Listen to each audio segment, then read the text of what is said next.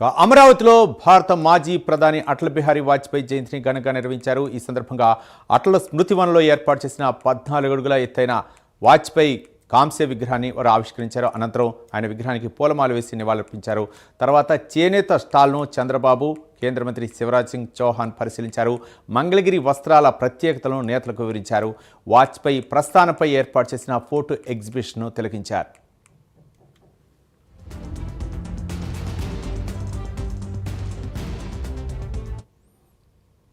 వాజ్పేయి నిలువెత్తు విగ్రహాన్ని అమరావతిలో ఆవిష్కరించారు. దీనిపై మరింత సమాచారం మా కరెస్పాండెంట్ శ్రీహరి అందిస్తారు. శ్రీహరి, రైట్ సతీష్, ఏదైతే అమరావతి రాజధానిలో మాజీ ప్రధాని ఎవరైతే అటల్ బిహారీ వాజ్పేయి ఉన్నారో ఆయన విగ్రహాన్ని అయితే ఆవిష్కరణకు నేడు ఏర్పాట్లు అయితే జరిగాయి. దీనికి సంబంధించి సీఎం చంద్రబాబుతో పాటు అదేవిధంగా కేంద్ర మంత్రి శివరాజ్ సింగ్ చౌహాన్ అయితే హాజరయ్యారు. అయితే దీంతో ఇక్కడ ప్రధానంగా చూసుకున్నట్లయితే 14 అడుగుల ఎత్తైన విగ్రహాన్ని ఈరోజైతే ఆవిష్కరించారు. అయితే దీంట్లో ప్రధానంగా శివరాజ్ సింగ్ చౌహాన్, సీఎం చంద్రబాబు, అదేవిధంగా ఇతర కేంద్ర మంత్రులు అందరూ కూడా ఆహ్వానం పలికి ఆ తర్వాత ఏదైతే వాజ్పేయి జీవితంలో ఏవైతే ఉన్నాయో విశేషాలకు సంబంధించి ఫోటో ఎగ్జిబిషన్ అయితే ఏర్పాటు చేశారు. ఈ ఏర్పాటులో కూడా సీఎం చంద్రబాబు తనతో ప్రస్తావించుకుంటూ గతంలో ఉన్న అనుభవాలు, ఆయనతో ఉన్న అనుభవాలు, ప్రధానిగా ఉన్న సమయంలో, తను ప్రధాని అయ్యే సమయంలో కూడా చంద్రబాబు అదేవిధంగా ఉమ్మడి ఆంధ్రప్రదేశ్ ముఖ్యమంత్రిగా కీ రోల్ ఎంతో ప్లే చేసిన పరిస్థితి.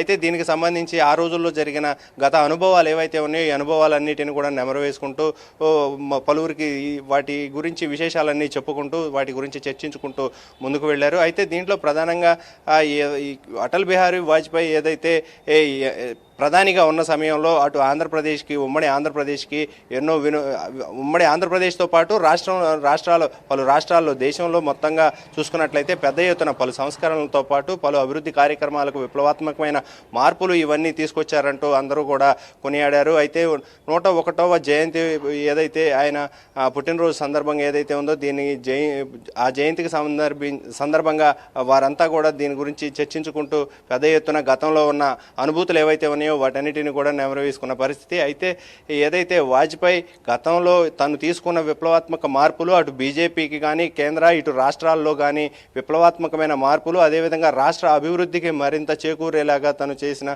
సంస్కరణలు అయితే ఉన్నాయంటూ కూడా అటు కేంద్ర మంత్రులు ఇటు రాష్ట్ర మంత్రులతో పాటు అందరూ కూడా ఆయన్ని కొనియాడారు. దీంతో సీఎం చంద్రబాబు ఆయనకి ఆ సమయంలో సీఎంగా ఉన్న సమయంలో ప్రధానితో ఉన్న అనుభవాలన్నీ ఏవైతే ఉన్నాయో ఈ అనుభవాలన్నిటినీ కూడా స్మరించుకుంటూ అక్కడ రాష్ట్రంలో జరిగిన సంస్కరణలు, అభివృద్ధి ఇవన్నీ కూడా వారితో జరిగిన అనుభవాలన్నిటిని అయితే చర్చించిన పరిస్థితి అయితే కనబడతా ఉంది. Satish, thank you Srihari.